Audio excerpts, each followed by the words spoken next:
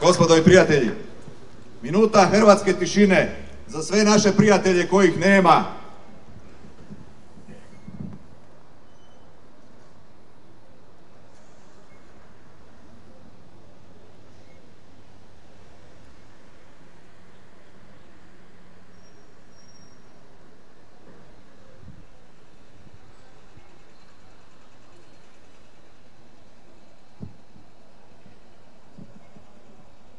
Neka im je vječna slava. Slava.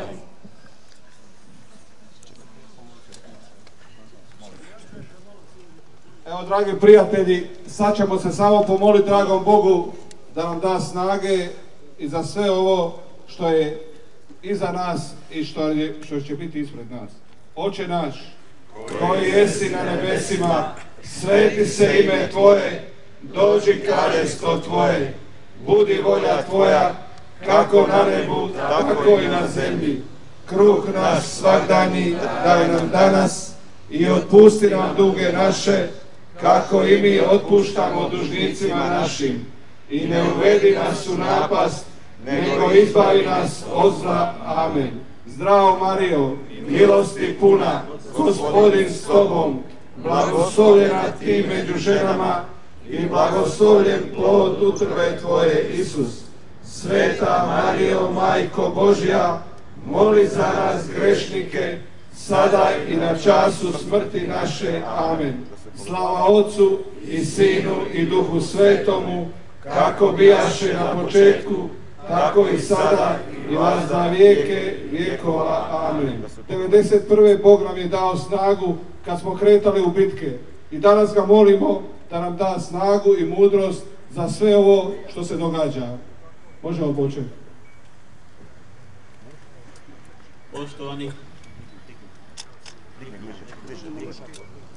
Poštovani hrvatski branitelji, evo ja se prije svega ispričavam što ste morali čekati. Nažalost, evo većina hrvatskih branitelja, naročito oni najteži, imaju zdravstvenih problema, međutim očito je da se nema razumijevanja za te njihove probleme. Pa vas molim za sve one koji nisu mogli doći da ih pozdravimo jednim pljeskom.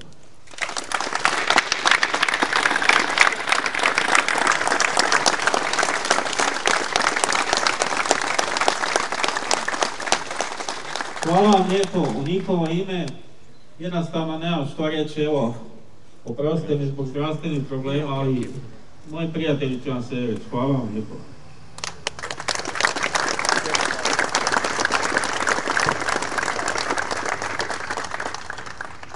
Poštovani mediji, dragi prijatelji, evo ja vam se želim obratiti prije kao predsjednik zbora veterana gardijskih postrojbi. Želim vam nekoliko riječi reći od toga. Evo, na prvoj konvenciji hrvatskih branitelja u vatrosalnom Slinskom, tada smo iznesli naše poruke. Poslali smo poruke hrvatskoj javnosti, hrvatskoj vladi i predsjedniku Republike Hrvatske. Nažalost, sam prisutni ministar branitelja Predrag Matić tada nije razumio, kao ni danas, što se dešava. Nije razumio probleme i situaciju. Od Ministarstva hrvatskih branitelja napravili su jugoslavensku bedem. Evo, danas smo u situaciji kad se moramo boriti još jednom da ovo uistinu bude Ministarstvo hrvatskih branitelja, da ne bude jedno poniženje i progon koji sustavno se događa.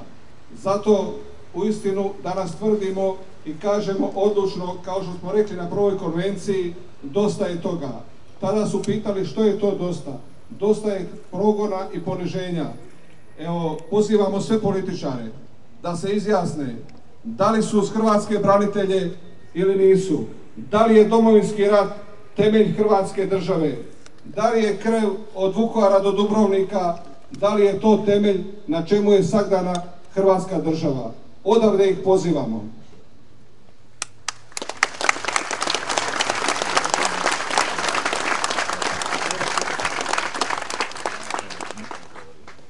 Pozdrav braćo Hrvati i hrvatski branitelji.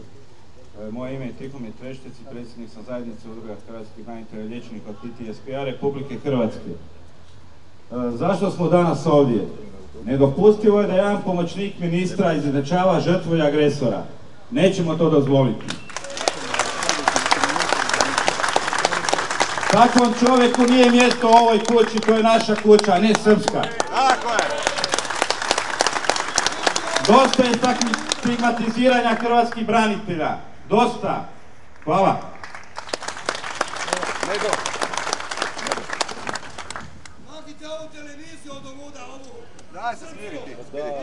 Hrvatski branitelji i članovi obitelji, Bog vam! 1991. išli ste uz Boga za dom i slobodnu našu domovinu. Danas pred ovim ministarstvom mi udovice pitamo gospođu Opačić koliko je zaposlila osoba u svom ministarstvu, a koliko od tih zaposlenih su djeca branitelja i branitelji. Gospodine Matiću,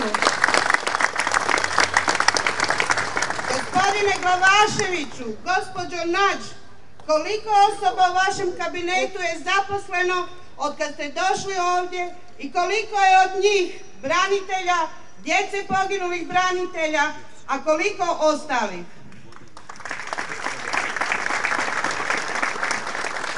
Evo voda.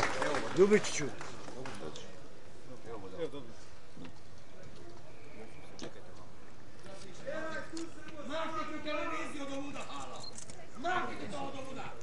Prestani.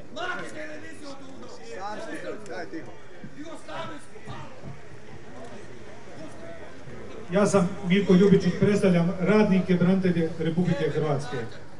Dragi prijatelji, novinari i novinarke, velika vam hvala danas što ste ovdje sa nama. Izuzetna nam je čast i vaše prisustvo pokazuje da smo mi hrvatski branitelji ozbiljni akteri ovog društva. Poštovani 100% invalidi, dragi predsjedniče Đuro, udovice, majke, hrvatski branitelji, hrvatski radniki, hrvatski narode i hrvatski novinari. Čija je ova zgrada koja se nalazi nama iza leđa u kojoj sjede hrvatski ministri, naši ministri? Čija je ova cesta, čiji su ovi ratni invalidi, čiji je ovo grad? Ali, završit ću i bit ću kratak. Ovdje smo se okupili jer prvi puta vidimo da se hrvatske branitelje ne poštiva. Ovdje danas sa nama trebaju biti hrvatski političari, ministar branitelja, pomoćnik ministra, ali on tu ne može doći. Ili on ne pripada nama hrvatskim braniteljima, ili mi ne pripadamo ovoj vladi i njenom odnosu prema nama.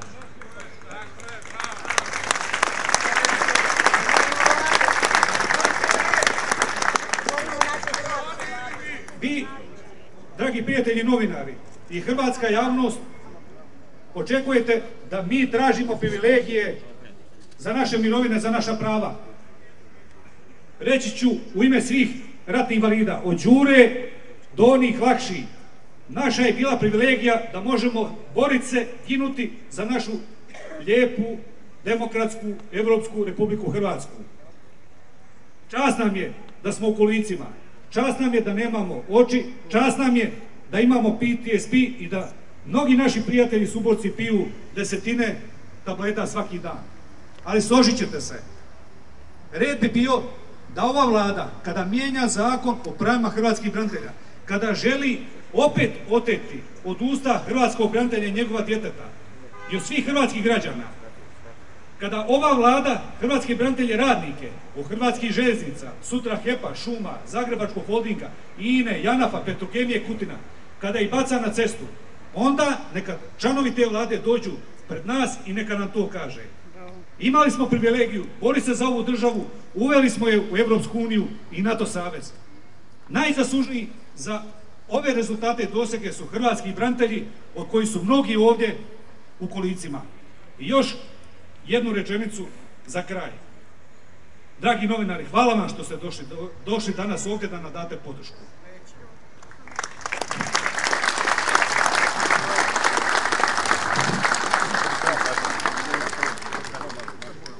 Hvala Bog svima, veliki pozdrav iz Vukovara.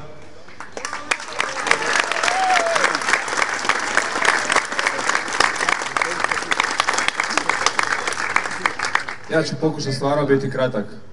Mi dajemo apsolutnu podršku 100% invalidima i borbi. To nije samo njihova borba, to je borba svih nas branitelja. Međutim, dok god imamo ove Jugoslovene, ovi što se bore za Balkan i za regiju, nema napretka bar za nas. Znači, moramo maknuti njih.